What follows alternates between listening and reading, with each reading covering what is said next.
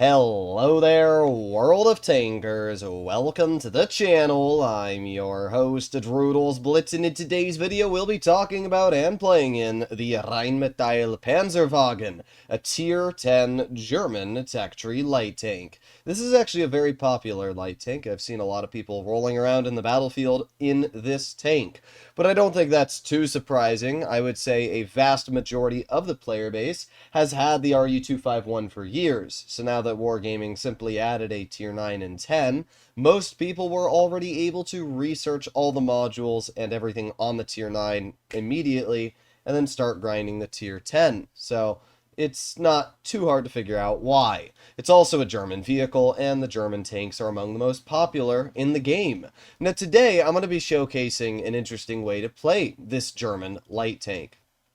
Vehicles in general that are lightly armored and have really good view range are big helps to your teammates. And the reason why is because you're not always meant to just do damage yourself, right?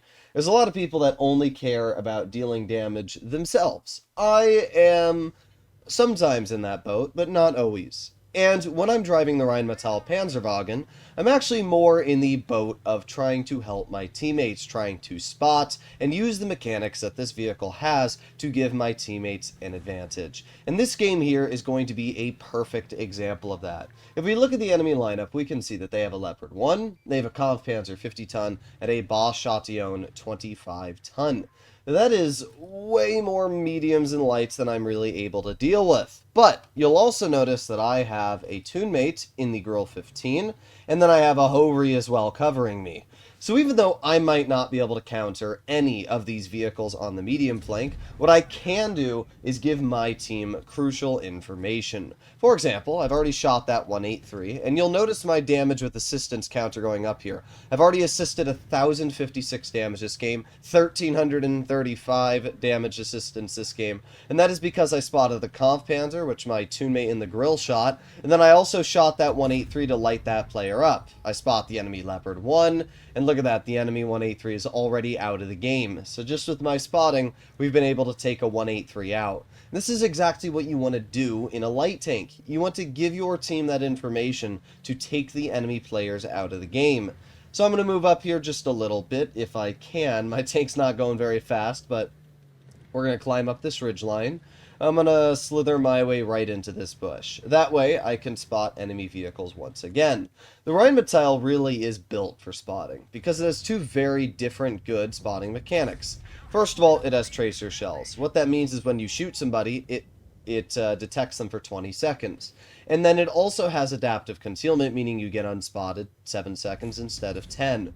So just like that, the enemy Kampfpanzer pokes. I now have over 2,000 assistance damage, and because I shot them, as you can see, they're still detected. I've spotted the enemy Batchat, so if I sit right here, I'm hoping that once again my Toonmate in the Grill, there you go, hits the Batchat, my assistance damage is now up to 3,000. And even though my shell does not penetrate the light tank, I do keep them spotted for, again, 20 seconds, now up to 3,500 assistance damage. I have basically given my team a full health mouse's worth of hit points and a little bit extra just by spotting.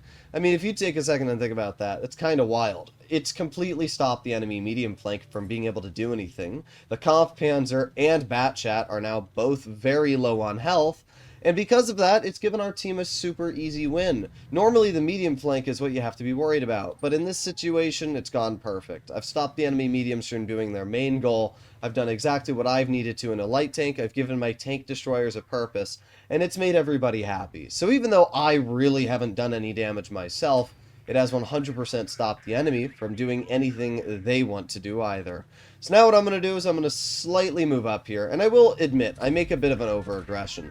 I did not think that the Leopard was just going to drive over the ridge. However, you'll see, Leopard just gets shot by my Grill, so once again that Leopard gets nuked. The only reason I do end up dying is really because of that Batchat being able to poke on my side, but I don't care.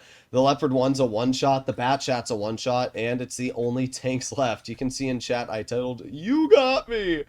And, well, there you go. Batchat's gone, and all that's left is the Leopard 1. That's as simple as it is. Easiest victory, no result required at all, or no effort required. Unfortunately, my Grill's gun depression kind of let out there, which did not allow my Grill teammate to get the clear. But just like that, we get a kill and we get a win. And what's funny is that you can see the MM player at the top, I think it was, tried acting like because I had pro camo I was bad or something, even though, you know, I ended up assisting 4,100 damage. If you add my damage plus my assistance, that means I did over 5,300 damage this game. Still got myself a 3rd class, and did exactly the goal of a tank destroyer. In fact, you can see my base XP was more than every other player on the team, apart from my Grill teammate, who got over 1,000. Assistance damage is just as important as actual damage. It counts the same in terms of XP, and it does the exact same thing. I directly spotted all of the enemy mediums, the enemy light tanks, and the FE2 and 5B183, giving my team not only crucial information for where the enemy team was, but also giving them free damage to farm. And not only that, I pissed somebody off on the enemy team because they kept getting spotted to the point where they had to try and criticize my skill after getting outplayed. It's pretty funny. Welcome to Blitz, ladies and gentlemen. It is quite ironic, though. Most of the time, you see a lot of these 60-plus percenters get mad. They try to criticize somebody else's skill because they got outplayed. Like, that's pretty tragic. Alright, well, what are we going to do this game? I'm going to try and spot up the enemy. And to do that, I'm going to push over here, and we'll see if they go this way. There's the enemy 50B. Okay. Oh, well, we have the Sheridan over here, and boom, easy shot into the Sheridan. And the best part about this tank, as I mentioned, is that you keep people lit up a while. So that Sheridan is just lit up for 20 seconds now. I'm already unspotted, and there you go, another nice shot into the Sheridan. Another 350 damage, thank you. And if the Sheridan continues, there you go, another 330 damage. I mean, we have obliterated that Sheridan, if we're going to be entirely real right now. That Sheridan is waiting for me. However, I'm just going to wait for them to back up, and boom, there you go. Another 300 damage. The T95 does end up missing me, and wow, yeah, that Sheridan's not enjoying my company. He's already dead. That's crazy. We basically killed a full health Sheridan, just like that. That's pretty sad for that player, actually. I don't know how you fail that bad in a Sheridan.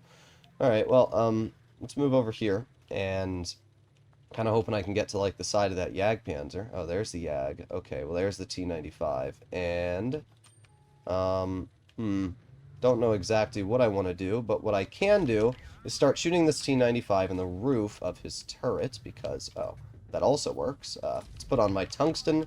There you go, 395.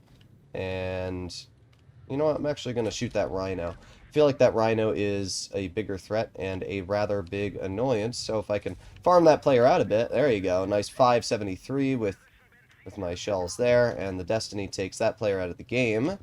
Alright, sweet, and they only have 2 tanks left. That's pretty impressive how quick their team has managed to die. I mean, I did fine. I did exactly what you want to do in a light tank. I bled out the enemy, and now I'm just going to push the T30. I don't really care if I get shot at this point. It's going to be a win either way. Here we go, get behind the T30, load in a high explosive, 398 damage. We're up to 3,500 at this point. I'm going to reload one more shell. Boom. Easy 380 damage clear. And that's it. That is one of the easiest wins I've had in a while. The enemy, ooh, and we do get a shell into the Rhino as well. That enemy Sheridan really threw their game. Played their tank awful. Knew that I spotted, I guess they didn't know that they have the Tracer shell proc on them because they kept poking as if they didn't understand how the 20-second spotting mechanic worked. But the thing is every single time I just use the fact I get unspotted in 7 seconds and then immediately poke shot the Sheridan when I saw he wasn't looking at me and continue to outplay him. And it's not like that player's awful, so I'm not exactly sure what was going through their mind there, but the Rheinmetall Panzerwagen is a really good light, and I've said this in the past, it's because it does more of the role of a spotter than it does of a damage dealer. Now yes, you can deal good damage. I mean, that last game is a great example. I ripped out damage, But I actually find it more fun to spot, to flank, to do the role that this tank can, which is being a little sneaky snooper sniper, than it is to actually play it like I do the other lights. But either way, hopefully you enjoyed the video, and if you want to see more like it, please consider smashing that subscribe button. I'll see you in the next one. Bye-bye!